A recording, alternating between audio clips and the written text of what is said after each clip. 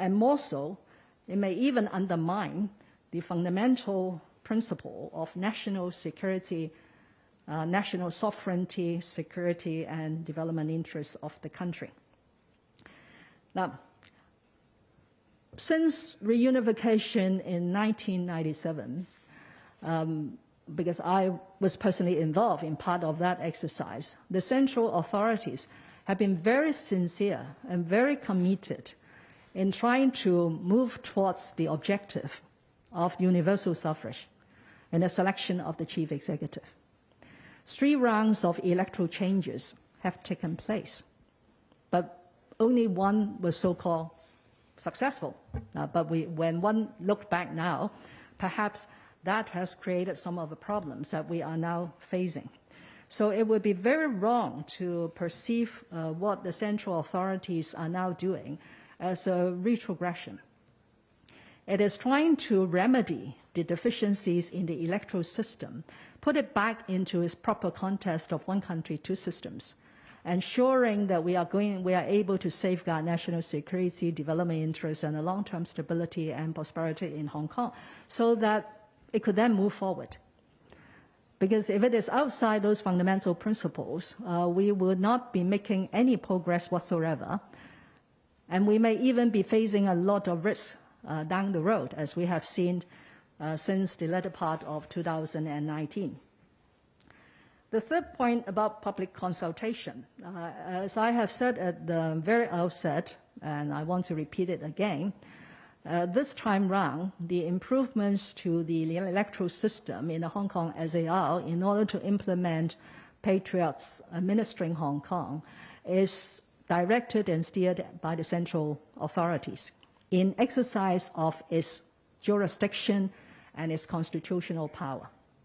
And because of the urgency of completing the whole exercise, which involves local legislation, we will not be able to do the so-called extensive public consultations. But we have been listening to the people about the concerns of the electoral system, about the malfunctioning of a legislative council in the past, and I'm sure when we present the bill to the Legislative Council for scrutiny, members of the Legislative Council will continue to listen to the views from the public. So that is how we are going to take forward this very important, complicated, and urgent exercise. About your comment of democracy, I have also already responded to. Articles 45, Article 68 have not been changed. So that ultimate objective, taking account of Hong Kong's actual situation in a gradual and orderly manner, we could still move forward and achieve that ultimate objective in giving people one person, one vote in the selection of the chief executive and informing the Legislative Council in future. Now, if you ask me, I'm actually quite gratified that as the chief executive of the Hong Kong SAR, I'm now doing a couple of very important improvements that will ensure the long-term prosperity and stability of Hong Kong, that will safeguard the implementation of one country, two systems. The first one is the enactment and the implementation of the national security law, which has been outstanding. For the last 23 years, Hong Kong is perhaps the only place in the world that has no legislation to safeguard national security. The second thing is now we are improving the electoral system by making sure that whoever is governing and administering Hong Kong in future is somebody who loves the country, who loves Hong Kong. And when I said that somebody, is not just the chief executive, because if you look at Chapter 4 in the Basic Law, Hong Kong's political structure comprises of the chief executive, the legislative, the judiciary, the district organizations, and the whole civil service.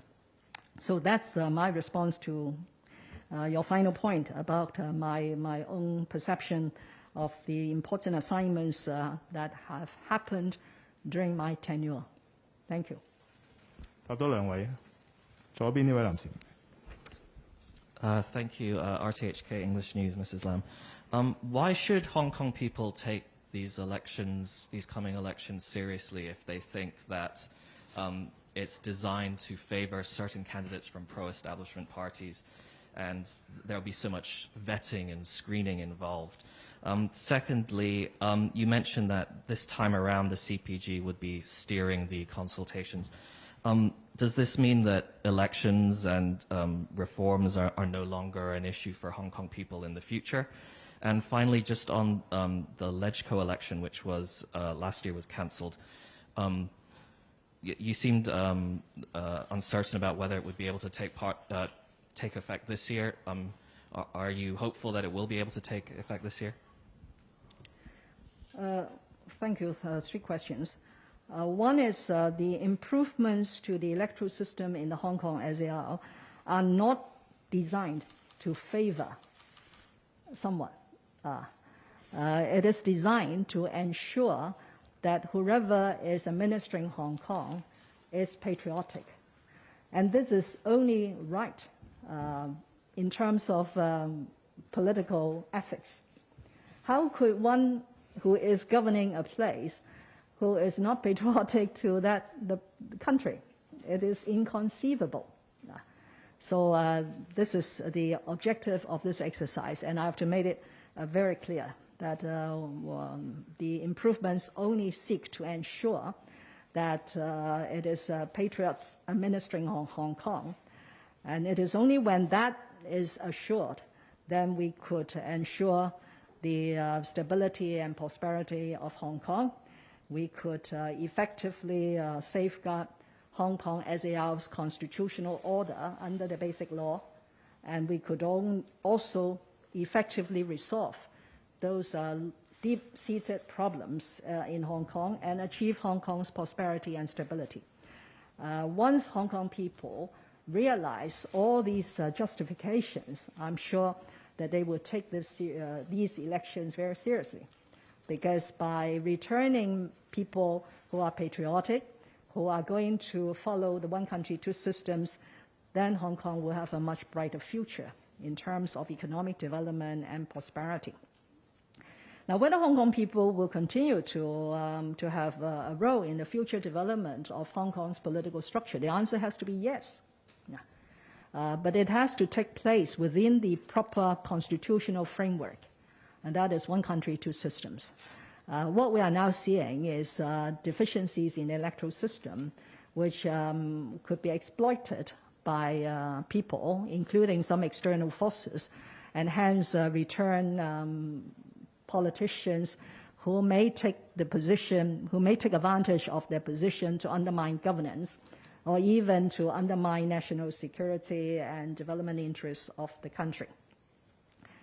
So when everything is now being restored to its proper constitutional order, since Basic Law Article 45 and Basic Law Article 68 are being maintained and retained, then the chance will come, the time will come for Hong Kong's political system to continue to move forward in a gradual, orderly manner with a view to achieving that ultimate objective of universal suffrage in the selection of the Chief Executive.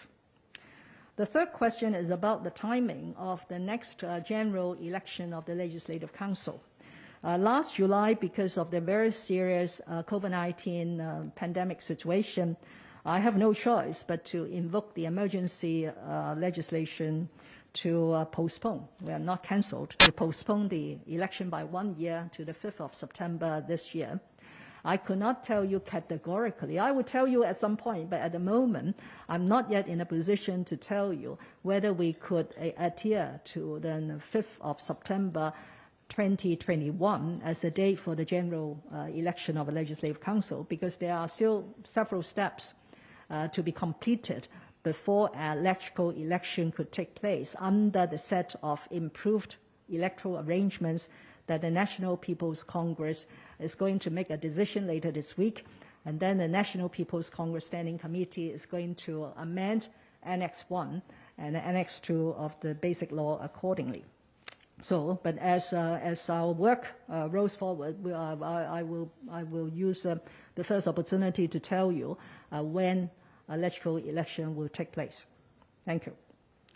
最後一條，右手邊前排嗰位男記者唔該。你好 Now TV 嘅林太，想問就係頭先你都既然話邏輯上係要等選委會完成咗選舉之後先可以立法會選舉啦，咁係咪因為今個禮拜人大都會通過嗰個決定㗎嘛？係咪都差唔多100%我哋都知道9月唔會有選舉嘅咧？即係因為要等埋12月嗰個選舉選委會選舉。第二就係想問翻就係有啲人都覺得今次呢個改革係令到民主派嗰個參選空間大幅咁收窄啦，即係頭先有行家都有問過，會唔會係專登去令到建制派受惠或者某啲人嘅受惠？你點樣睇呢個講法啦？另外都有消息講過話，韓正有同你傾過有關於港人同去內地通關嘅問題啦，係咪真係有傾過啦？同埋關唔關韓正同你講話疫情防控係你嘅當前中心要學呢樣嘢，關唔關事啊？唔該。三個問題，第一咧就係時間表嚇。今次隨住全國人大作咗決定，全國人大常委會喺修訂附件1、附件2嘅時候咧，係個內容係會具體嘅。咁所以頭先你嘅問題假設咧就係話選舉委員會會按翻往時嘅流程咧，喺5年即係換屆之前嘅12月選咧，呢個本身都係一個係或許會改變嘅選舉日子嗱。咁所以正係咁咧，而家唔可以話俾你聽咧，就係立法會嘅9月選舉咧係是否能夠如期進行嚇。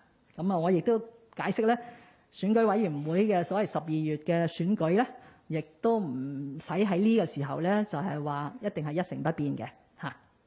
但係邏輯上我自己都承認咗啦，邏輯上經過咗今次嘅完善制度之後咧，同埋選舉委員會被賦予呢個新職能，要去選舉產生大比例嘅立法會議員咧，邏輯上認為咧係應該選舉委員會先選，然後咧就先到立法會嘅選舉啦。咁但係稍後我哋有咗嗰個實際嘅情況啊，修改本地法例所需嘅時間啊，諸如此類咧，我哋會同大家交代嘅。第二個題目，香港好慣常將某一啲嘅政治嘅人物或者黨派嘅成員咧稱為民主派。而家我哋唔係要去處理民主派，我哋係處理一啲咧不愛國、不愛港，係破壞香港嘅穩定同埋繁榮，係甚至會挑戰中央嘅權威，係勾結外國嘅勢力嚟到去制裁國家、制裁香港啊！我哋係處理緊呢個問題啊，所以並唔係處理緊一個係民主嘅選民，一個候選人，因為一個不民主嘅候選人。事實上，建制派裏邊嘅人都係民主嘅，佢哋嘅工作都係為人民服務啊。所以呢一種嘅簡單嘅二元分法，即係將即係政治人物咁樣分咧，我覺得係時候咧有一定嘅改變。只要係一個屬於愛國者嘅人，我相信呢套制度咧都仍然歡迎佢哋參選嘅啊。因為大家唔好忘記喺呢套制度裏邊咧，好強調咧係要有廣泛代表性啊。佢好強調嘅咧係要以整體利益為依歸嚇，咁所以呢啲人無論佢哋嘅對於某一種嘅政治體制嘅睇法係點樣樣，甚至對於特區政府施政有咩睇法，可以贊成，可以不贊成嚇。只要佢滿足到符合到愛國者治港嘅愛國者呢個資格咧，佢都可以參選。所以並不存在話收窄咗咩參選嘅空間，除非嗰啲自稱民主派嘅人士咧，亦都自己知道咧。係一個不能夠滿足符合愛國者呢個嘅定義啦。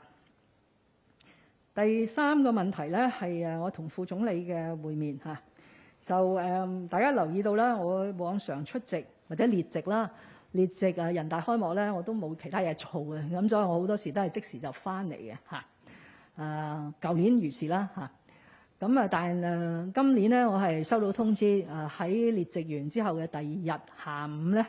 係會獲得副總理接見，咁唔係淨係我嘅，就係澳門嘅行政長官一樣，我哋係分開獲得韓正副總理會見啦，然後咧就係一齊咧獲得副總理宴請，咁所以係需要留多一日咧喺北京，咁所以咧琴日先至翻到嚟，咁所以今日第一時間咧想同大家即係交代下呢啲重要嘅事項。韓正副總理係非常之了解香港情況，非常之關心香港嘅各方面嘅情況。我哋1小時嘅交流裏邊真係乜嘢都有觸及啊，包括房屋啊、土地啊，以至到頭先你提到關於疫情嗰方面嚇。咁副總理係知道咧，香港有好多嘅訴求，希望早啲能夠逐步恢復兩地人員嘅正常嘅往來。咁呢個佢明白嚇，因為我哋實在同內地係非常之緊密啦。咁所以喺未來嘅日子裏邊咧，佢都係鼓勵我哋要繼續做好防控嘅工作啊！只要香港嘅疫情穩定落嚟咧，咁呢個恢復翻人員往來咧，亦都係好理所當然嘅嚇。不過要做好自己嘅工作啦。咁所以我哋仍然係會重中之重咧，係處理香港嘅防控疫情嘅工作嚇。咁所以我喺呢度都係呼籲啦。我知道大家近日對於疫苗接種咧係有咗一啲擔心嚇。